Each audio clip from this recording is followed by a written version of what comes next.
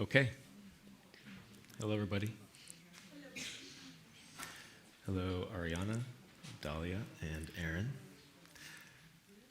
Let's see. We're going to start by, I'll introduce myself for a few minutes, and then we'll introduce our panel.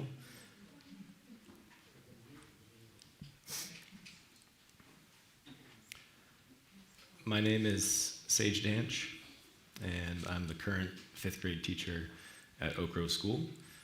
Next year, I'll be going into my 6th year of teaching here at the school. Let's see, in terms of my background, I studied my undergrad was in U.S. history, mostly. A lot of work in American food systems in particular. I went on to get a master's degree in, it was in a school of public health, but it was really looking at open wild spaces and recreation and food systems and how those all come together to sort of promote health amongst the public. And so it was a real interdisciplinary program, still a hard word for me to say. And I also attended Oak Grove School as a student. So I began here. It was all my formal schooling from, back then it was not geckos. I don't know what it was. It was just group something. But age 3 through 12th grade. And it was always a dream of mine to come back and work at Oak Grove. And I just happened to luck out in a lot of ways. I got hired here during that first year of COVID, which was quite a wild ride.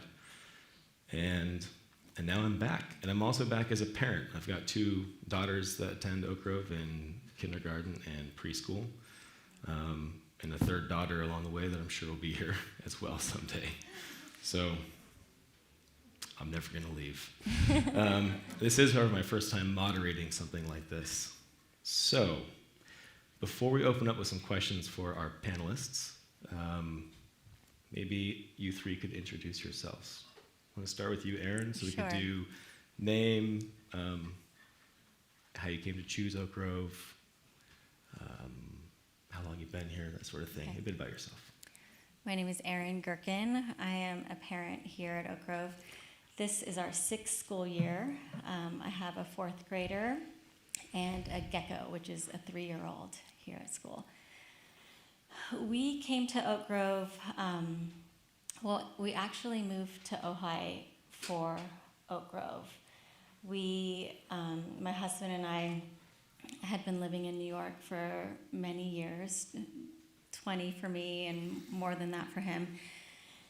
And I was finding that being a New York City parent was probably not a long-term choice for me. It just, I grew up in a small town in the country, and so did my husband. And so we were looking for a place where Vaughn could be in more nature and just have more freedom in his days. And my husband was from Northern California, and I initially was born in Southern California but moved to the Midwest when I was young. But there was a sense of returning to California, that we wanted to be here. We kind of couldn't for many years agree on a place. And we found ourselves in Ojai on a weekend, and there happened to be an open house at Oak Grove, and so we came. And it was just like one of those experiences where you just felt like this means something to us. Like the feeling of the campus felt magical. And at the end of the tour, my husband said, if we get in here, like, I'll figure it out. We're gonna move. And I'm like, yes. And I don't know really how it happened so quickly, but a few months later, we were packing up our place in New York, and we had businesses there, but we just moved, and we have loved it ever since. Great. Thanks, Aaron. Dahlia? Sure. Hi, I'm Dahlia. I'm a 12th grader here at Oak Grove, and I've been here since I was a gecko. So this is my 15th year, and I'll be graduating in the middle of June. Thanks, Dahlia. Mm-hmm. Ariana? Hi, my name is Ariana, and I'm a senior at Oak Grove. I started Oak Grove when I was a freshman, and I will be graduating soon as well. Wonderful. So what we are doing today is we're exploring the topic of why Oak Grove, or why choose Oak Grove. Presumably, we are all here by choice, and we don't have to be here. And my story is not entirely unique of alumni coming back to work with the school in some capacity, to teach, or to work as staff, or to be on the board, or to be here in something that is meaningful to them. So in that way, there are many stories of people choosing this place, and that's what we're looking at today, especially in a valley where there are so many wonderful schools. There's a lot of great schools in this valley, and so why here? Okay. Dahlia, I'm going to start with you. Okay. You are an athlete.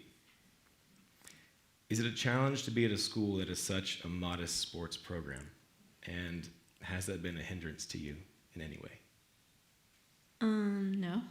I have been an athlete for a long time now, and growing up here, I've been very encouraged to continue that path of mine. And in high school, I chose to do an independent physical education program, so I was able to continue doing sports with the club that I'm a part of. And this year, I even got the chance to represent Oak Grove in a high school swim team kind of element. And so I've been very encouraged, which hasn't hindered my choice to be here at all, and I've really enjoyed it. Do you feel like you've received, has it been the support from the school in allowing you to kind of move outside the traditional boundaries of sports? Yeah, I definitely have. The sport has also become a home to me. I've found a lot of friends that have allowed me to have a bigger friend group, even being at such a small school. And Oak Grove and the sport have become my home, and this year have been allowed to combine those two things, which has been an honor. Yeah. I was also an athlete growing up, and that was always a piece of my story at Oak Grove as well. And I had the choice to leave, as most middle schoolers do. They get to middle school and they think, I gotta get out of this place. It's no longer maybe cool to be at Oak Grove. And of course, when it came to actually choose, the choice was quite easy to stay. I think for myself, as an athlete at Oak Grove, I learned a lot about losing. And how to lose with a bit more grace, and to not be so focused on the win, because the win was almost not coming. Thanks, Dahlia. Yeah. Aaron, you have previously mentioned the high value you place on exposing your children to diversity and culture, which is in abundance from where you came from in Brooklyn. And yet you chose a small school in a small town that is still rural, but becoming less rural maybe. Can you talk a bit about that? Sure. Yes, diversity is important to my family, as it is to many. And coming from Brooklyn, I was immersed in that world for a long time. However, I also grew up in a very small rural town in a small school. And I think a lot of an appreciation for diversity comes from the family perspective, and also from how your community speaks of it and values it. And I know from my position on the board and as a volunteer here that Oak Grove truly values diversity and does a lot of work to make sure that many voices are represented and that the students are exposed to lots of opportunities to travel and to learn about places and subjects and people that might not be in full representation here at the school or in Ojai. And I also think that Ojai has a unique quality that it's a small town, and yet it attracts people from all over the world. And so that to me is important in how, I don't know, my kids are exposed to it. So it's like it's important to our family. They know that. They know it's important to the school. And I think that being in a small community, they're able to learn like more deeply about who they are, so that when they do go out into the world, it's not like a strange concept or something. It's like always valued, and maybe they'll learn it more as they get older, like in that more immersive environment, whatever they choose to do. Thank you. And I should say I meant to say to all the panelists too that if someone says something that speaks to you, you can always jump in and build on it as well. After I ask my questions, we'll open it up to the audience for some audience questions. I think for what that reminds me of is, as my experiences with Oak Grove has grown and changed over the years, from student to now staff and parent, and thinking about diversity, that I think diversity at the school is not always as obvious, just visually speaking, looking around. But I think we experience, and maybe we can all add to this if you feel like this, if you have something to say, but that there's great diversity amongst, socioeconomically at the school. There is great diversity in opinion, religion, in philosophy, in all kinds of things. And so the diversity that is here sometimes has to be sort of brought to the surface, but it's certainly there in these complex ways, is what I have found. Yeah, and I think what I was trying to get at but didn't quite say is that being in an environment that values open-mindedness is diverse in and of itself. Right. Yeah. I think it's a wonderful point. Hi, Ariana. So I understand that you're taking classes online that Oak Grove does not offer. As a small school, it is often financially not possible to offer a wide range of classes. Can you share a bit about that challenge and how you've gone about it?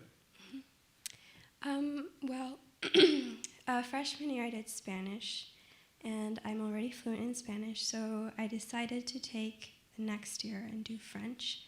I knew it was going to be a bit of a challenge because it was just me and it was all online, but I had so much support from my teachers. Our math teacher speaks French, and she was so helpful. And I know that at Oak Grove, it's such a small space, but everyone there is there for you, and if you have any questions or anything or support, they're always there for you. And I think that challenge is really helpful because when you grow up, a lot of opportunities aren't really offered to you. You have to go out and look for them. And I know that for me, that really inspired me to go out and look for more opportunities. And so I was able to study abroad in France over the last summer, and I knew that that was only possible because I was able to get so much support from my teachers. And it was a challenge, but I knew that challenges like that do exist, and it inspired me and made me work hard for other things. And Wonderful, thank you. And where are you going next year? UC Berkeley, and I'll be majoring in political science. That's my alma mater as well. And then for your online classes, I'm just curious, did you do them here during the day at school and you had sort of a differentiated schedule, or how did that work out? While my class takes Spanish, I take French. I see. It's a very long course, so it doesn't take me just this time to finish a lesson. I do have to do some work at home, but I do learn a lot, and it's nice to learn a different language. Great, thank you.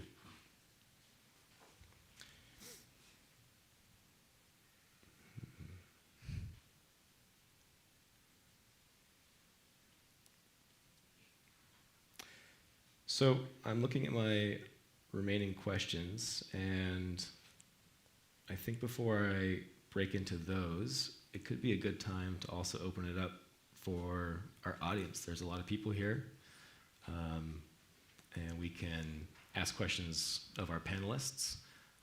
I can fill in as well. So with that, are there any questions from the audience?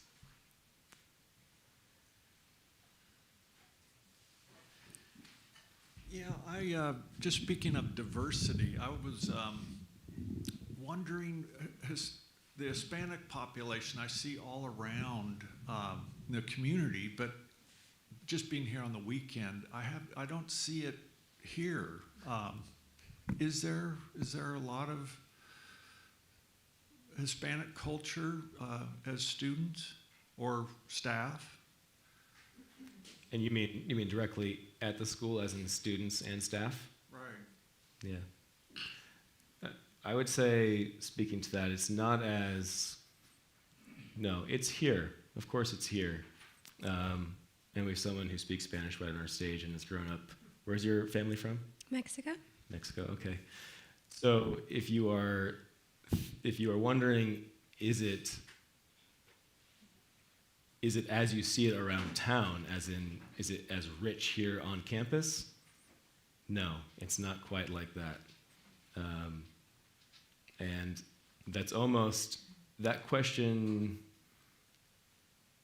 is a little more difficult, I think, for me to speak to. That would be a question that'd be great directed at if we had some other people on our panel here.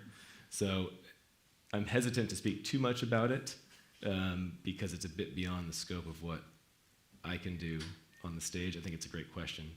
And I think the school, what I do know is the school is always, we outreach as much as possible. And there is a specific line of, if financial aid is a question, but of course, attending a school like this is a financial, how is it down here? It's a barrier. It's often a barrier to attend a school like Oak Grove. And if that is an issue, then the scholarship program continues to grow at Oak Grove, and this might be something that Aaron actually could speak to more, maybe from a board perspective, maybe not.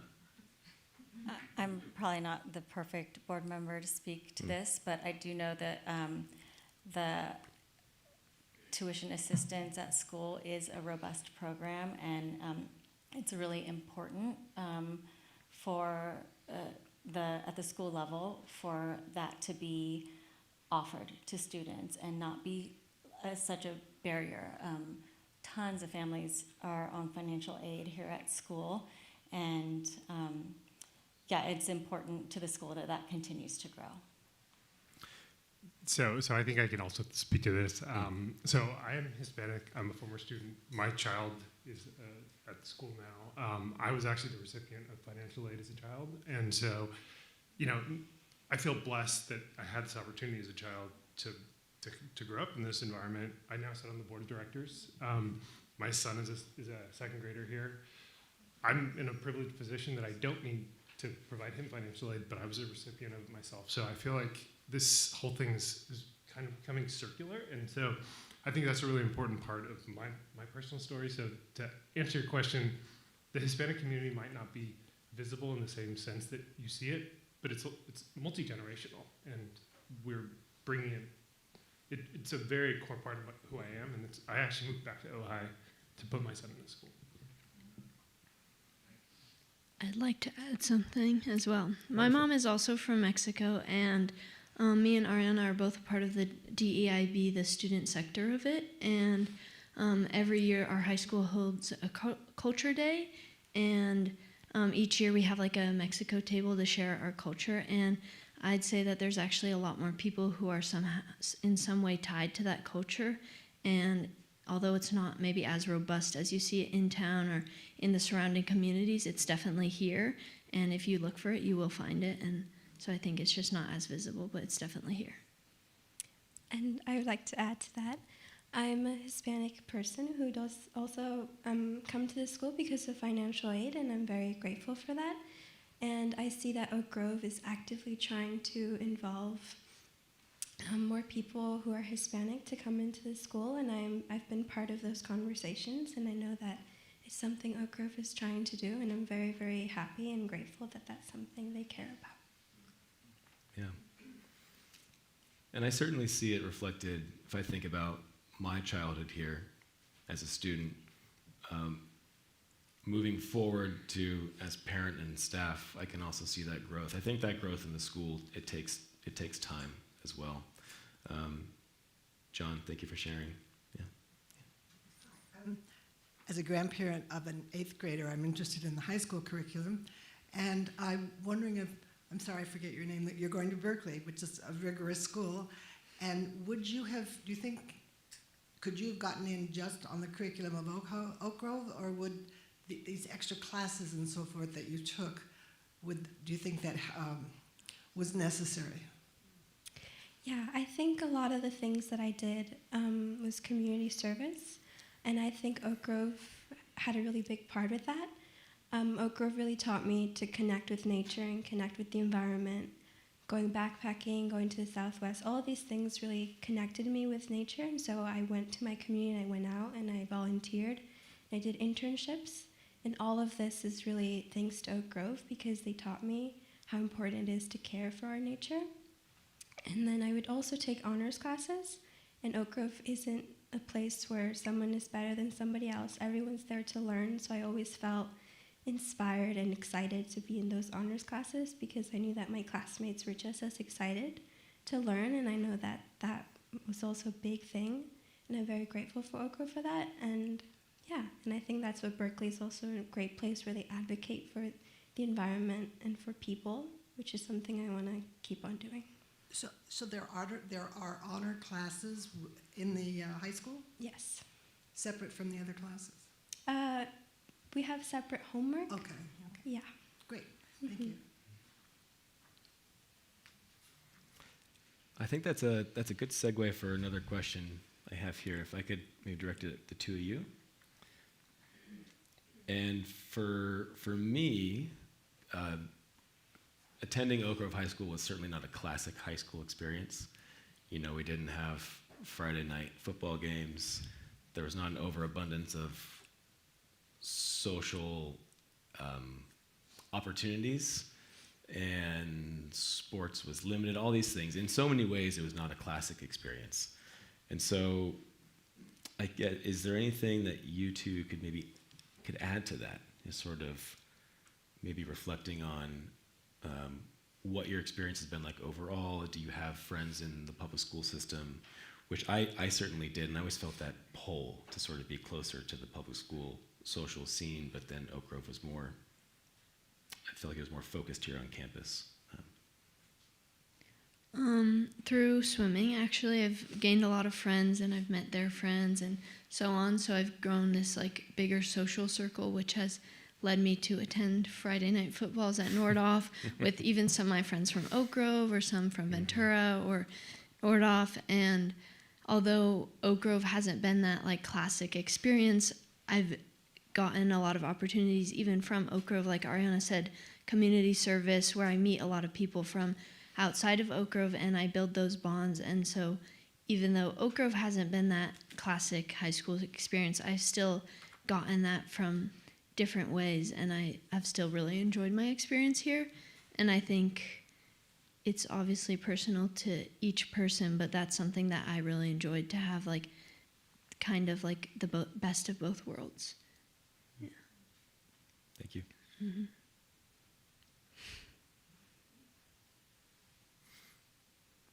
Any other questions from the audience at this point? I was just wondering, could you give some history? Was the school formed during the time of Krishnamurti or later, and who was instrumental in it? Sure. Yes, it was founded during his lifetime, and you know, I think back on my brother, my older brother. There's a picture I was just looking at the other day where my brother is this tiny little guy standing next to Krishnamurti over where the main house is now. Back then, I think it was, well, maybe just the pavilion was the sole building. So Krishnamurti is the school's founder, Some of the key players at that time was Mark Lee. Mark Lee was the director at the KFA for a number of years, and he was also the first head of school at Oak Grove. And so Krishnamurti was very instrumental in the founding of the school.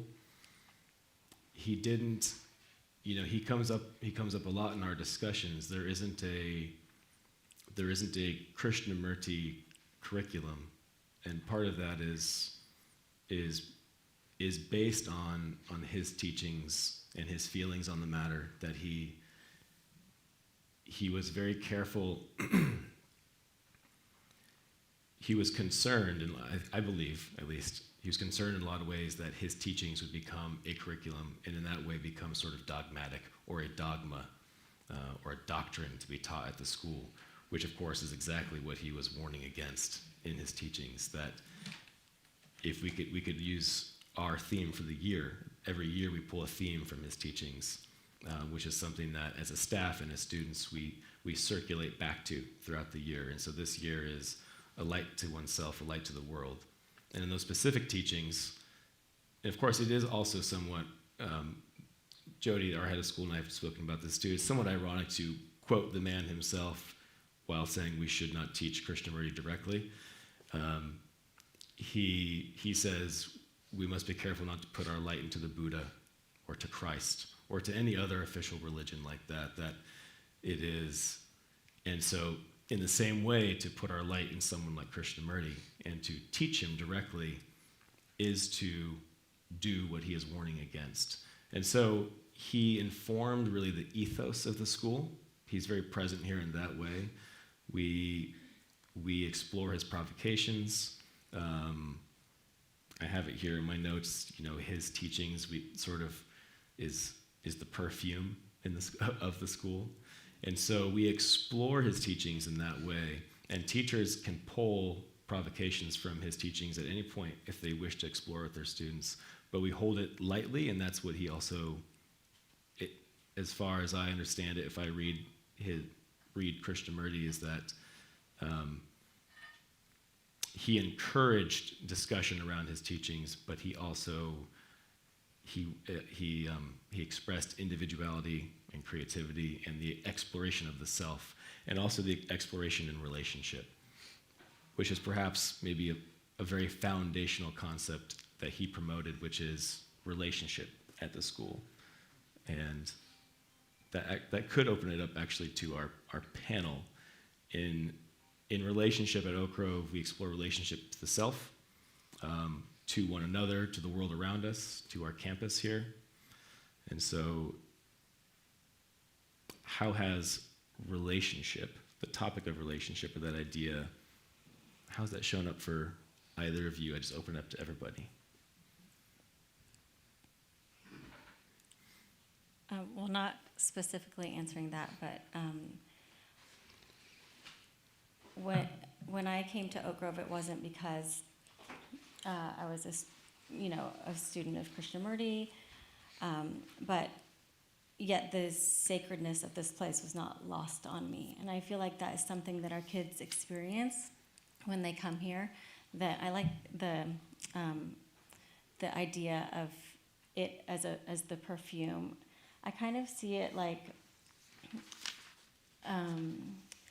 when you go to a new country, or you're in a bilingual school or something, you're learning a new language. You're not learning the language like, this is the noun, and this is the sentence structure, and this is, the pieces. You're kind of, through time and through absorption, gaining a full understanding of like these concepts. And I feel like the way that the students are offered many avenues to explore their learning through self-inquiry, through relationship, through conflict resolution, through connection to nature, that all of that is it's permeable. It's an underlying value and offering here that isn't explicitly taught, but it exists everywhere. Yeah, so he was very instrumental in the forming of the school. But he didn't have an overwhelming. Oh, Dennis, you have a question? I appreciate the way you've been answering the questions, and it seems like it's easy to talk about what you didn't get at Oak Grove, in the sense what you were trading off from the, what you call the classic high school experience. But just in reflection, what do you think that you got from being at Oak Grove that maybe your peers in the larger public schools or even the larger private schools didn't get? What is unique to this experience that you suspect? And you can probably answer it best, Sage, because you have reflection. You have time to be able to look back and see what you have. But even the senior women, what do you suspect that you have gotten that maybe your peers from public school didn't? Thank you, Dennis. I think I'll restate the question just in case the cameras can't pick it up from where you are. But what Dennis is asking is essentially, what do you think you have gotten from your time at Oak Grove that maybe your peers have not received or have had a different experience of in their public school learning? Was there more to that, Dennis? Is that essentially it? Pretty much it. Pretty much it? Okay.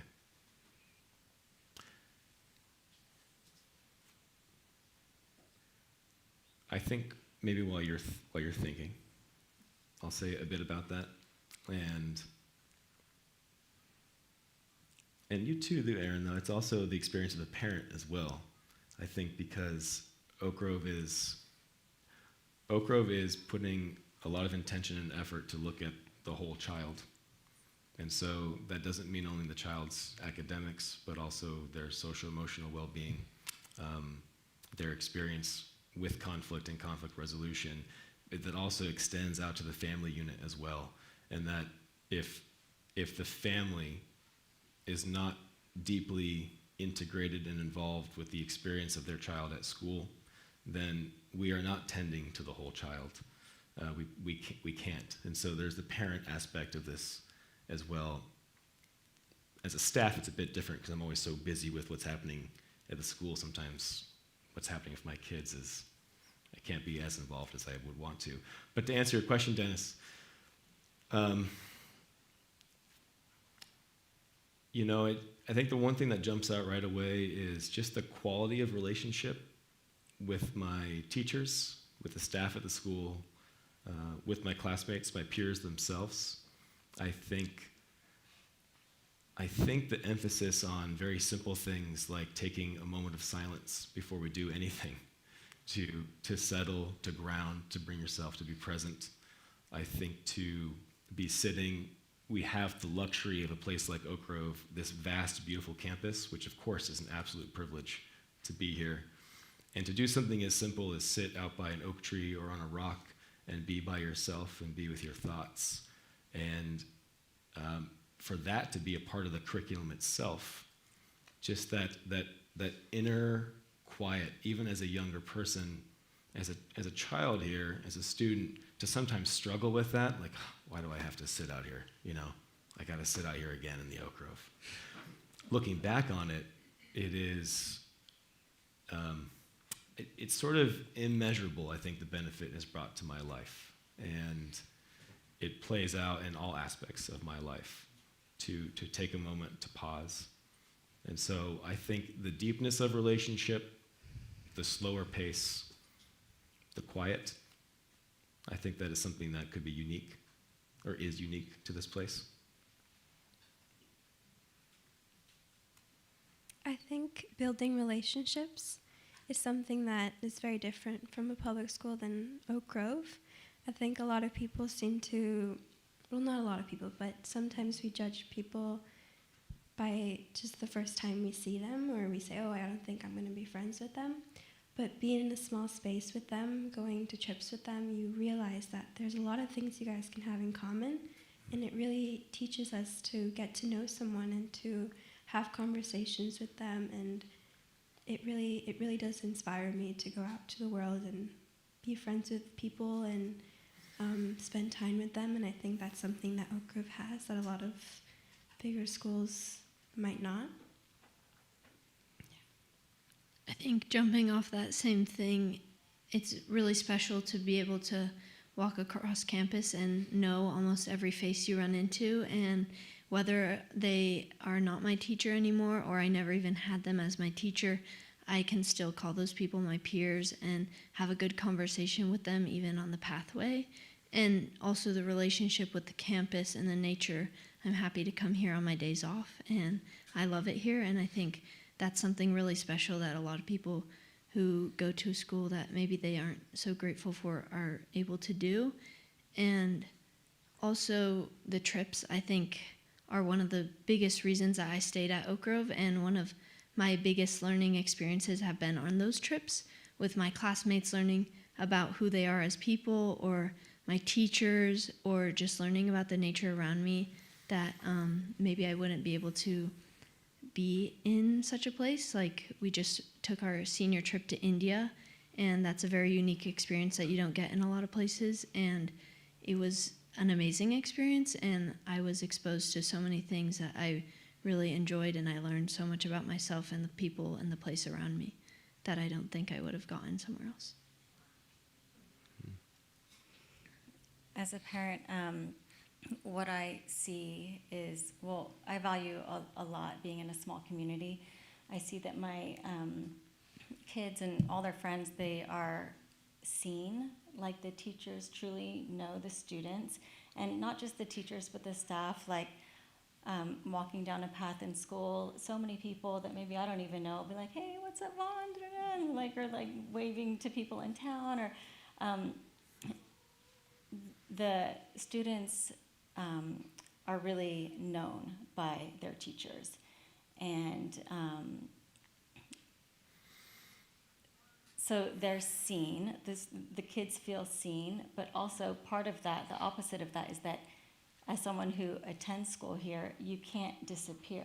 Like, you are seen, which means you must show up.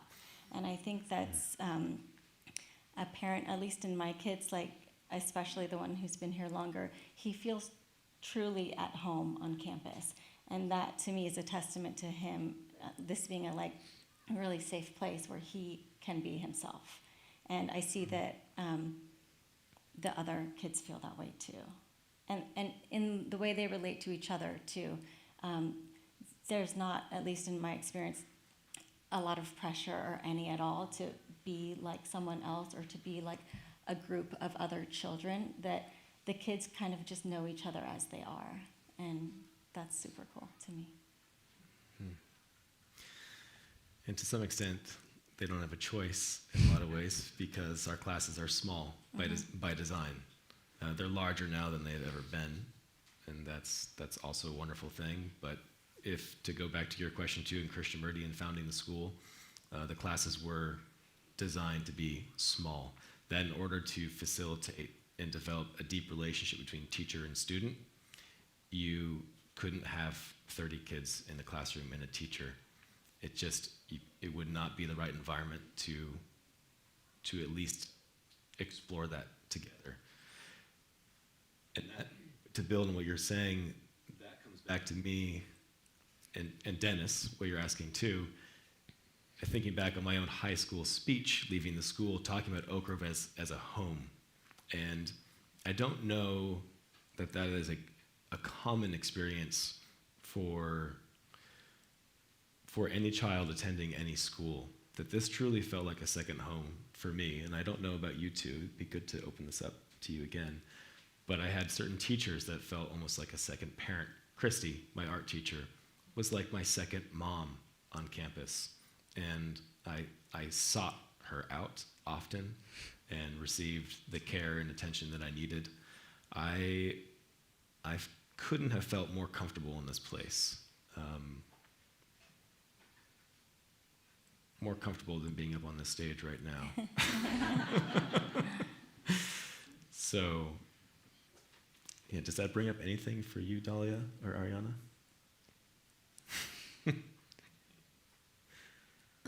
Well, being here for 15 years now, it's definitely become a home of mine, but I think that I love it here, so I don't know, it's like a natural feeling that it is my home, and the people here Yeah, I don't know. It's just natural. It's nothing like super like out of the ordinary or anything. We, as teachers here, and this also, I mean, there's so much that comes from Krishnamurti's work, right? And so while it may not be that we are directly teaching him in the classroom, although we certainly, like I said, bring in his teachings and his provocations quite a bit. A lot of the effort on the teacher's part is that and it's not easy to do. It's sort of a radical idea still, I think, that a teacher as learner and a learner as teacher. And I think that can only happen when deeper relationship starts to set in. You are looking at your students, I'm speaking as a teacher now, you're looking at your students in a different way. And something that is different about Oak Grove is the freedom to then explore that.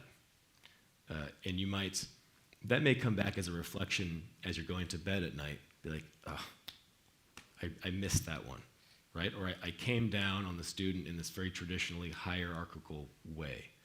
And so, but at the school, we have this freedom and we have this time to build relationships with the students where we can then really explore that.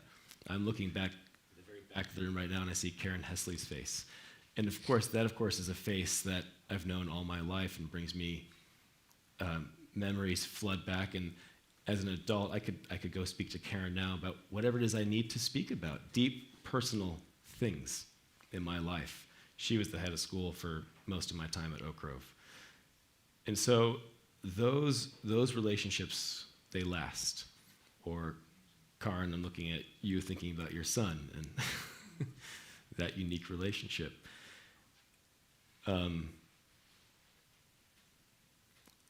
So that is certainly it's just a special thing about the school. Yeah, we have space. Can I ask another question? Of course. So I work in the space of FOB. FOB means freedom of religion or belief, the freedom to practice your religion or to believe it the way you want. And the United States government is very invested in religious freedom because we find that world over, much of the conflict is driven by religion or the lack of it, or the lack of opportunities to practice it. We have 4,000 religions in the world, and there are major Abrahamic faiths and other faiths.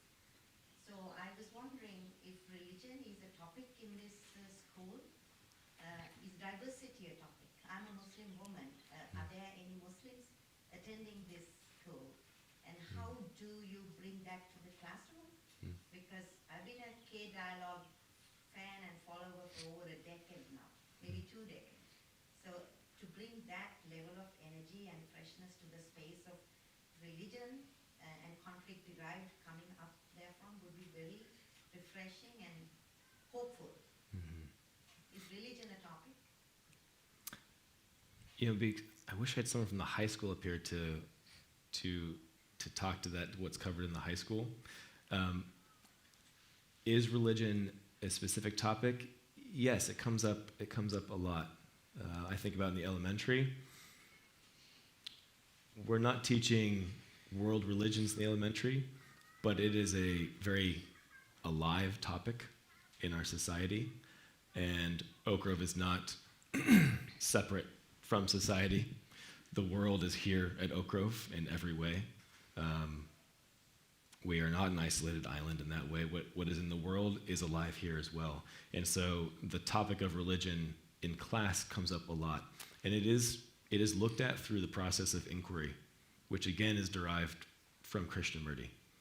That we are, if the topic is religion, how can we look at this with an open mind, with curiosity, with questions? Where is our own bias or conditioning? How does that show up in this exploration of religion? Because it is not the intention of a teacher to condemn anything or to promote anything, but it's rather to just, in an inquiry-based model, how can we explore it as students, as staff, in this capacity as well? And I don't know as high school students, I'm sure it must come up. Yeah. Yeah, I would say that it comes up a lot, and especially this year as seniors, you take our history class is a religion and ethics class. And so this year, Ariana can add to this, but we've gone through many excerpts through many religions, and we've had some speakers come. We recently had the local rabbi come speak with us, and we have been encouraged to go into it just to learn, not to look at anyone trying to convince us of anything or like that. And so we've learned a lot about different religions and had the chance to speak about it with our whole entire class. So many different perspectives, and that's something I really value because I've learned, I'm not religious, but I've learned a lot about religions and also how it can be seen through very different, varying perspectives. Yeah. And to add to what Dahlia was saying, in our history class, I see that everybody has questions, and none of the questions are frowned upon. Every question is welcome, and I think that's a great place to learn and to learn about ourselves and about others. And yeah, I think the history class is a great place for questions and things like that. And we have many students of many religious faiths, and I can speak to this as staff and as alum too, that it is important to not, I think if we were to say condemn something or to speak poorly about it or to say something is not right, it can bring about fear, especially for that student. And from fear, and of course this is coming from Krishnamurti, that from fear comes authority, and then to obey. And this comes back to what I was speaking about before, about the whole child, that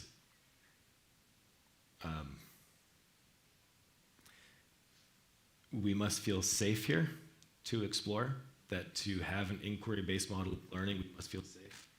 And if a child does not feel safe in expressing their, sorry, a little jumpy on the mic, in sharing, for example, their religious experience, their beliefs, then that will get in the way of the learning of not only the child in the class, but of course the teacher as well. And so, above all else, it has to be an environment of safety. Yeah.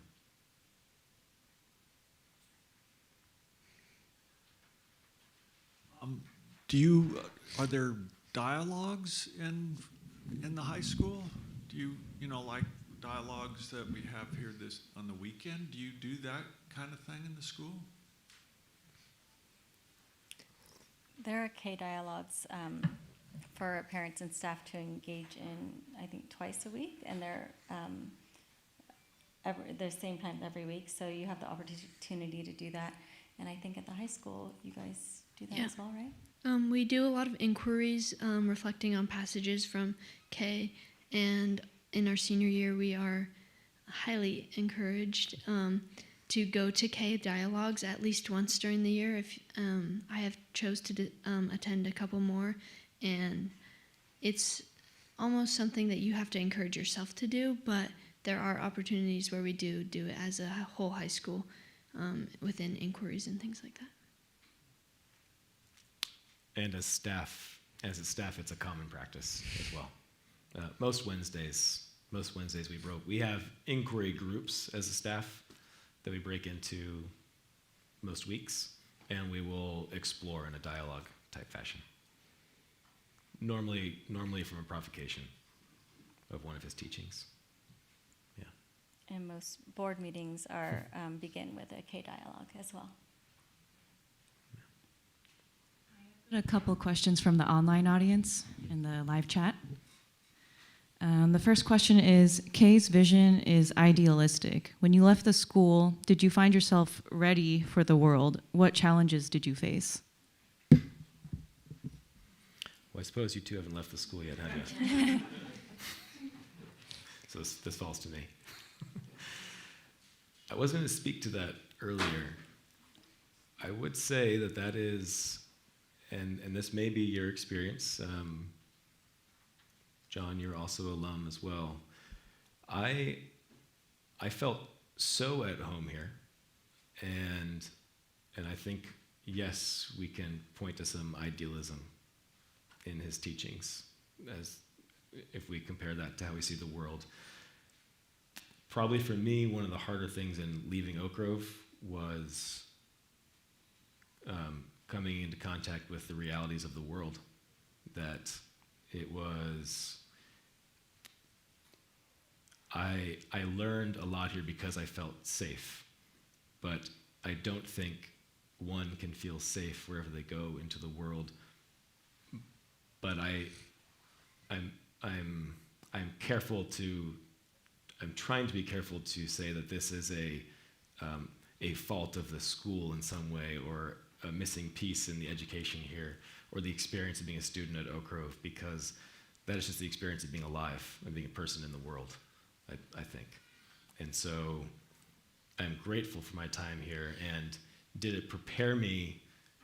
Can you rephrase the second part of that question? Or not rephrase, restate it? Yes. When you left the school, did you find yourself ready for the world? What challenges did you face? The challenges I faced are just the common challenges that I think any of us face going out into the world as an independent person.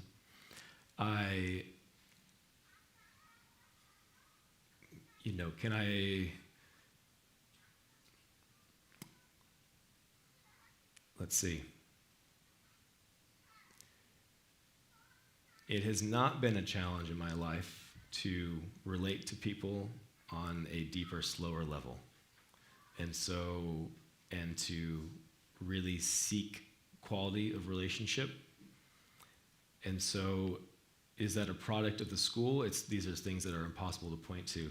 I can say that going out into the world, that has been my experience in seeking deeper, closer relationship in any capacity. From working at REI with my staff members there, it shows up in every aspect of life. So the things that we explore here, yes, I think the short answer to that is yes, I felt prepared.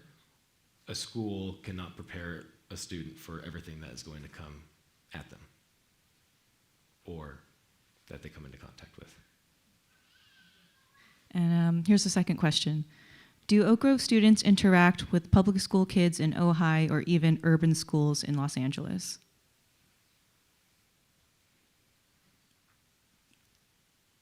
As I spoke to it earlier, I have a lot of friends who attend the public school in Ojai, and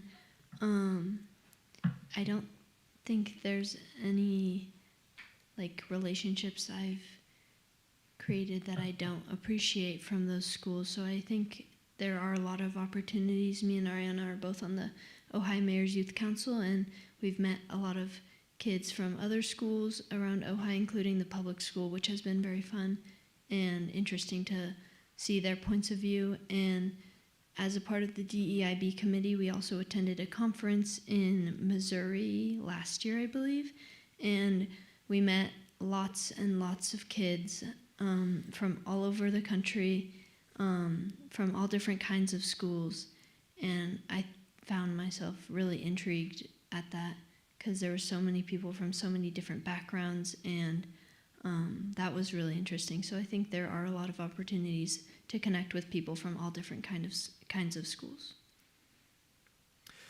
Yeah, and that's a very live topic right now amongst the leadership in the school and staff, is how to integrate with the community more often and in a variety of ways, either in Ojai or outside of Ojai. We recently had a speaker come, and she was speaking to us about community engagement, community work. And so that is now something that is, while it's perhaps not happening as much as it needs to, it is in conversation right now. And we're learning about the ways that we can make small efforts, small but meaningful efforts to integrate within the Ojai Valley and beyond as well. Yeah.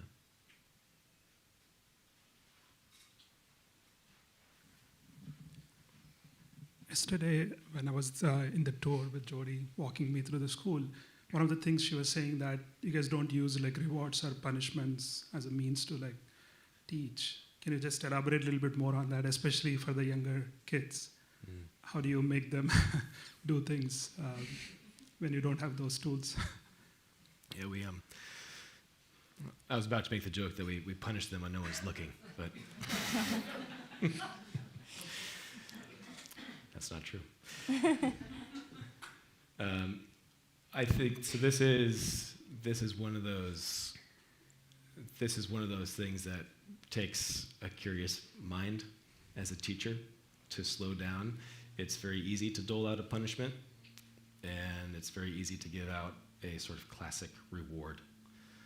And for some kids, an awards-based system can be motivating. I think we're more interested in tapping into whatever it is that intrinsically motivates that child. Oak Grove is like a great gleaner of teaching philosophies from Montessori, Krishnamurti. What is the one in the ECP we always look at? I can't think of its name right now. And it's a great question because Oak Grove is also not a school where kids can just do whatever they want all the time. It's not that environment. There is structure and there is order to things, and there is also intentional space where things are freer. And so, classroom management is a real thing. But I think at the essence of, for me, getting to that question is taking time to connect with the student to figure out what's happening here, right? That all behavior is communication in something. And so what is being communicated by the child in their behavior? What do they need? What are they not getting? And this also goes back to the parents. So this is part of the whole child teaching. The parents have invaluable information about their children that we don't have as staff and teachers. And so there is almost always a way to maybe not rein that child in, but get a better understanding of what's happening for them. How can we make room for their needs? And that is a flexibility and a privilege of a school like Oak Grove. There's great flexibility, and there's a lot of space to accommodate a variety of needs at the school. Yeah, and it is also, if the behavior is directly harmful or clearly not acceptable, then that's a message from the teacher or from the staff. There are those things as well.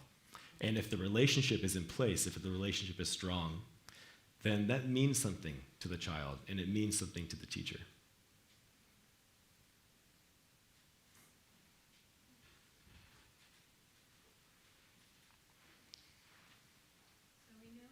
Krishnamurti founded many schools throughout the world, and that the seniors get to travel to some sister schools in India. And I think I'd love to hear about what are some similarities that you've seen with Oak Grove, and maybe some differences as well, and anything you'd like to share about that trip. I think personally the trip was really inspiring. I met a lot of amazing people. Everyone there was so happy and so excited to see us, and we were just as excited to see them. I think I learned a lot from them, but they also learned a lot from us, I think, too. I think I sat in one of their history classes, and I think that was one of the most exciting classes I've ever been in.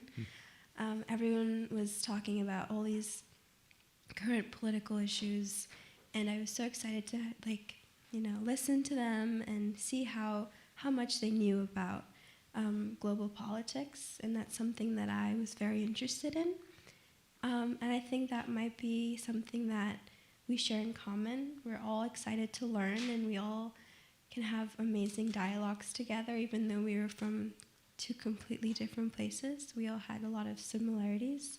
We had similar interests and similar movies we like to watch. So I thought that was really awesome.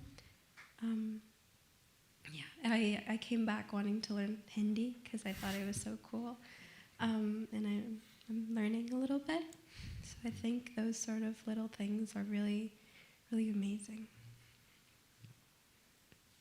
I'd have to agree with everything Ariana said. I definitely made a lot of new relationships with a lot of kids there and the staff there as well. I know Ariana probably can agree with that. And I'd say that, like I spoke on earlier, the relationship with the campuses there, even within the short time that we were at each of the campuses, I was able to learn my way around it and really appreciate each and every campus. And I could see that the students really appreciated their campuses as well.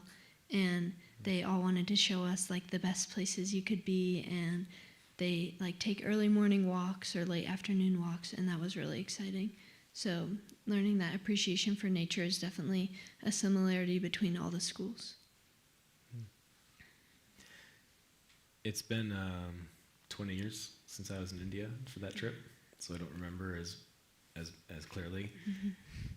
And getting to something on Lucy's question there, did you notice a real, I'm just curious, did you notice a real difference in the classroom setting between teacher and student and that interaction, like sort of the layout of the class? What was different? What was the same?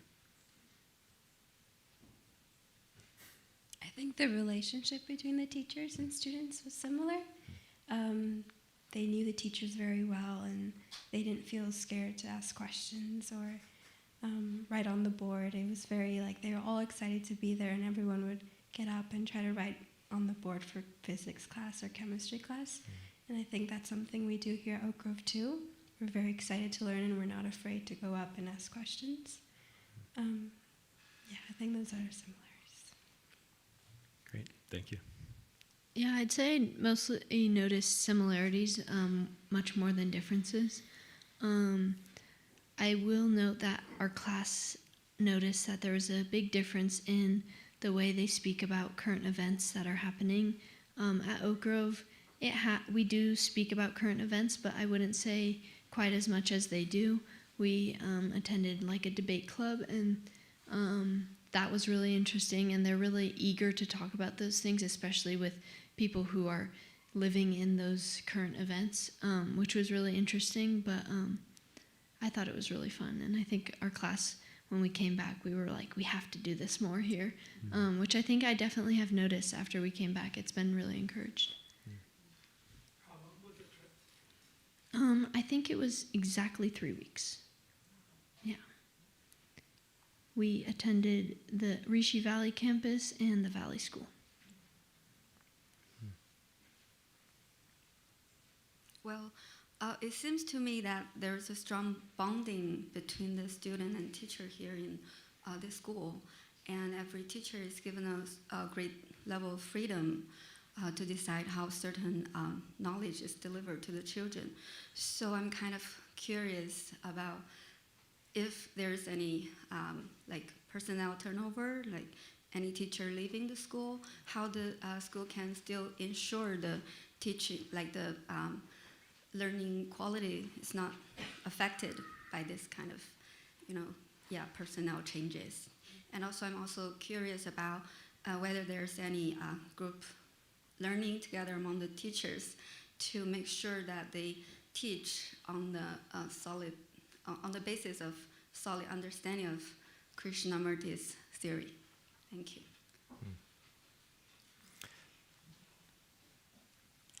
Anything come to mind for you? Well, what comes to mind to me is the every Wednesday is a half day, which the students leave campus at noon, and the faculty and staff stay for in-service. And I can't speak to what occurs there, but I think there's an ongoing commitment to the intention of the school and to explore deepening of your practices and how you approach your teaching, and it's a way to keep the communication really strong and the intention there. You're there, so you can speak to that more, but that's kind of what came to mind. And I know that onboarding new staff and faculty is really a thoughtful process, that there's a lot of time spent in communicating what's important about the school. Yes, the onboarding process for new personnel, new staff is very thoughtful, and this comes from of course, this comes from the leadership of the school, and it can be. These things are Wednesday meetings that we have as a staff, or the inquiries that we have as a staff, are really important for the existing staff members, but also new people coming in. Because it can be, someone can be an effective teacher in the classroom and from an academic point of view.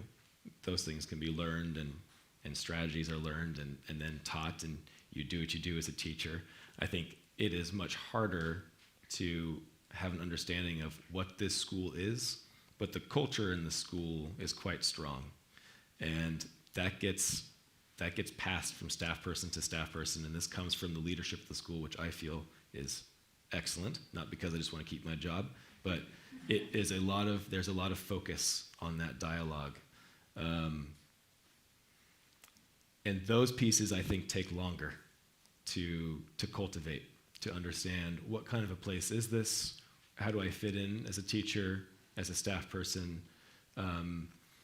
We don't make it a requirement that you be versed in Krishnamurti's teachings to be here.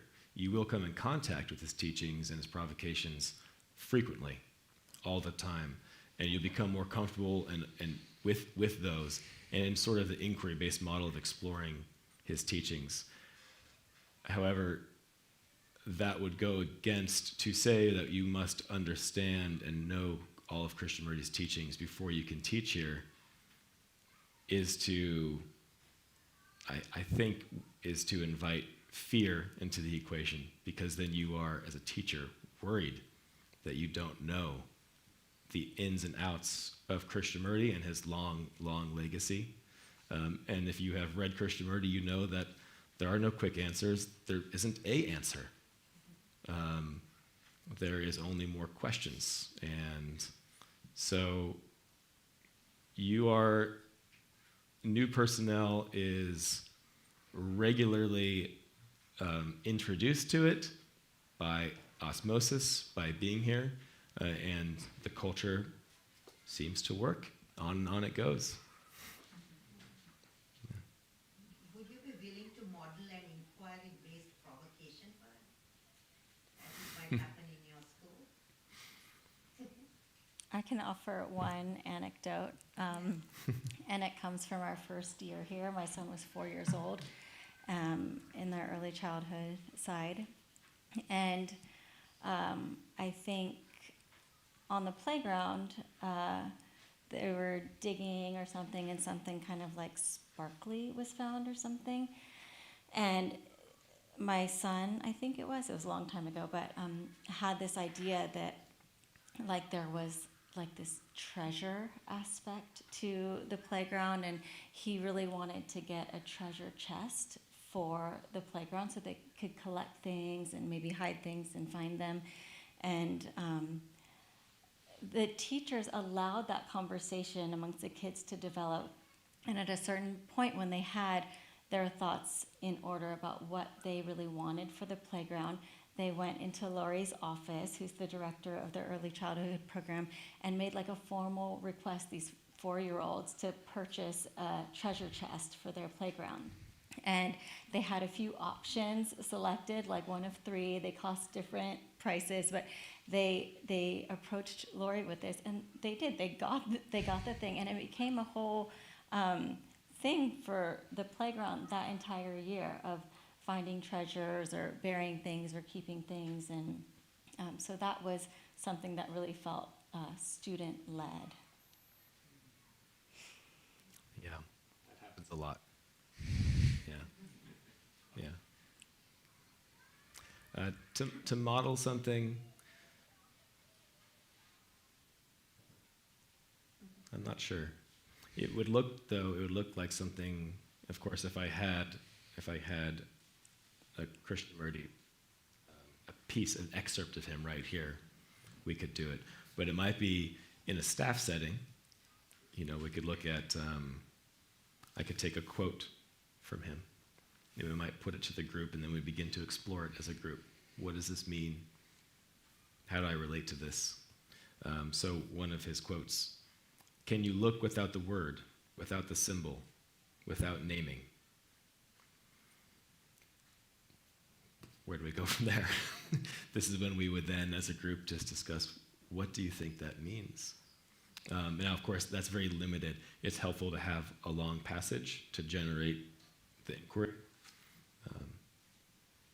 But it is not a space where we come up with a definite answer to anything. I think the goal is, of course, to have a goal in anything is also something that he warns against, right? What are we here for? If we've come here for a goal, then we are already wanting something.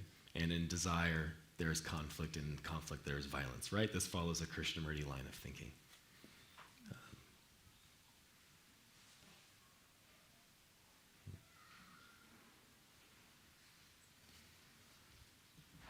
Thank you. Hi. I was just curious, something that I find difficult is that I feel from the time that I was in high school to now, the stress has only increased, at least in my nieces, nephews, people around me. The demand of what's needed to get into college, sort of almost like an element of wellness has been deprioritized. And something that's always drawn me to Oak Grove is this, I was never a student here, but this feeling that there's sort of wellness in the air. And it just sort of, I'm curious how, but at the same time, it's still a school. There are people going to college. So how is stress, grades, deadlines, how are they dealt with? And does it get increasingly intense as you're getting closer to graduation? So curious about that. Thank you. What do you think, do you want to take this one? Well, I think that stress with tests and homework and writing essays can become very, very overwhelming, and that is true. And what I've learned is that over the years, I am able to cope with stress differently because of Oak Grove. I like to sit outside now. I didn't do that very often when I was in middle school while I was doing homework. I like to sit outside, or if I was ever feeling overwhelmed, I would just close my computer and go on a walk or do something that I like doing. And I really learned that taking care of myself, both mentally and physically, was something that I'm very grateful that Oak Grove gave me the opportunity to notice my body and how I felt. And if I was feeling a lot of tension, to do something else and to give myself a break. And I know that that was very, very helpful throughout, especially now, senior year. It's hard to be motivated, but then I think I've learned a lot from Oak Grove and giving me all those tools I need to feel confident in making decisions and doing things I need to do.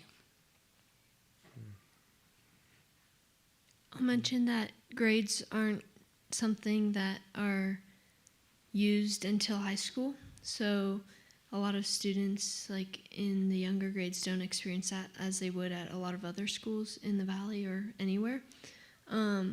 And I think agreeing with Ariana, but also looking at that relationship with teachers. Teachers are very understanding of everything that's going on in anyone's life, and just a simple email can help a lot and maybe get you an extended deadline or things like that. And because of that relationship with teachers, it's a lot easier to control that stress and what's needed or accepted from the student and the teacher.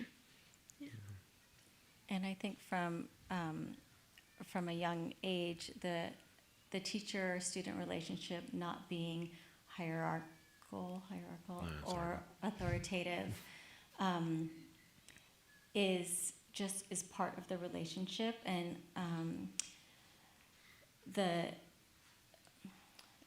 what am I trying to say? The kids are asked to say like twice a year. There are parent-teacher conferences, And up until 3rd grade, it's just the parents and the teachers doing the conference. But beginning in 4th grade, I believe, it becomes a self-evaluation. So from an early age, the students are asked to share what they think they're excelling at, what they think they could work on more, where they're needing more help. And so they're learning these tools of self-assessment from an early age, and I think going into higher stress environments like high school deadlines, test grades, they are pretty well equipped, I imagine.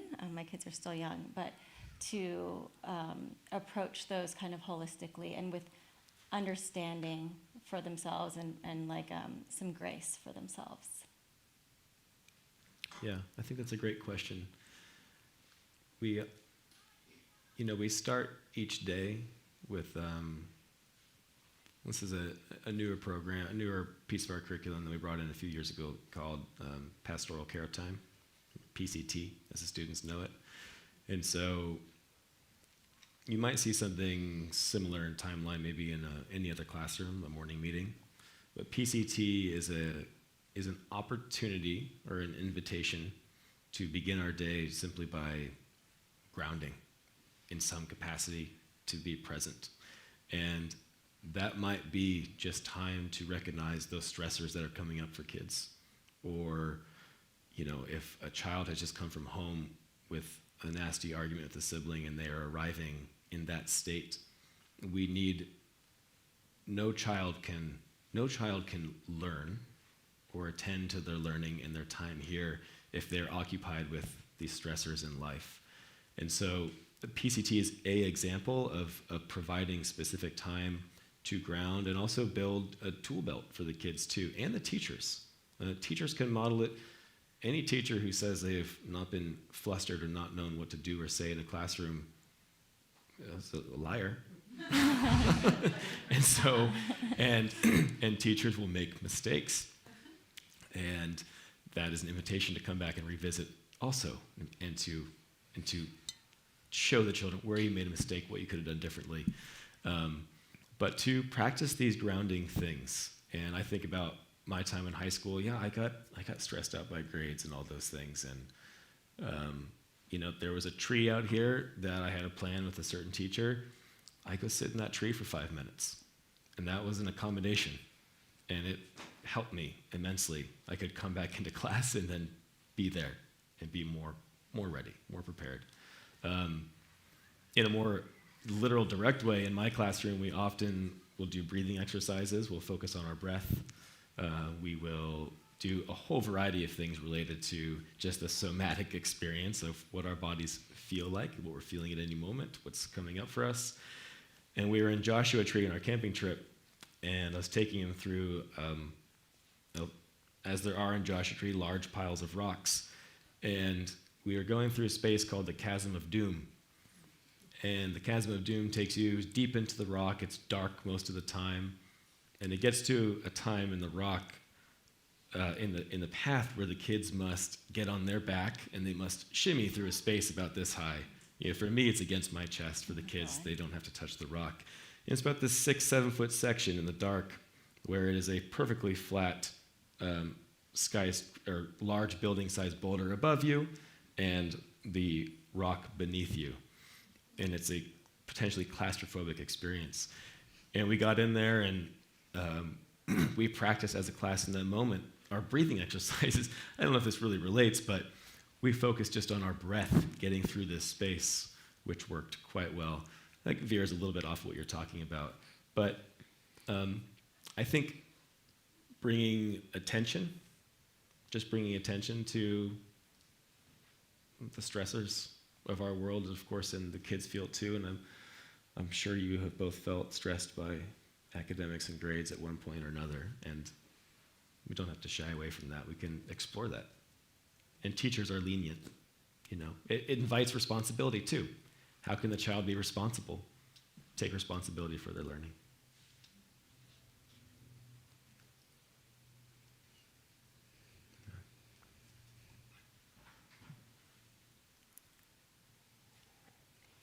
Another question for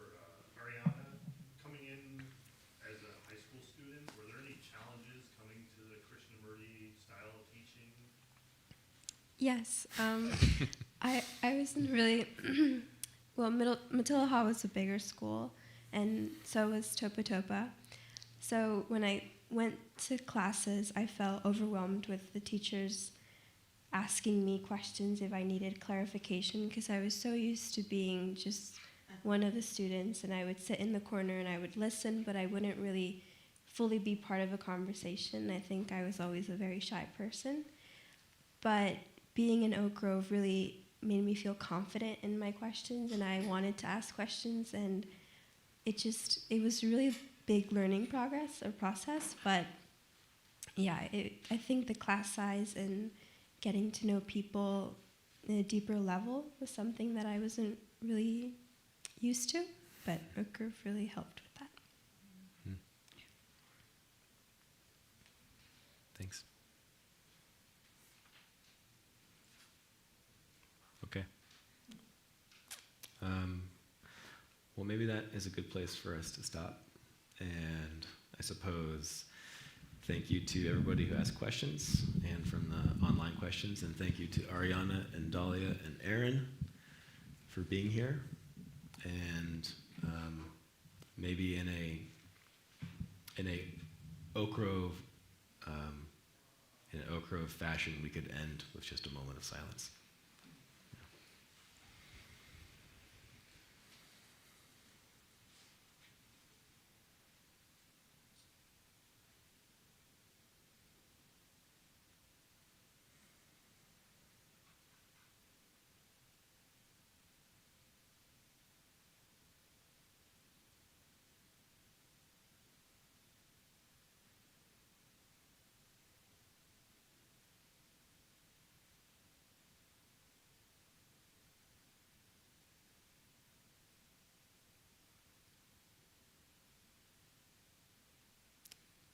Thank you. Thank you.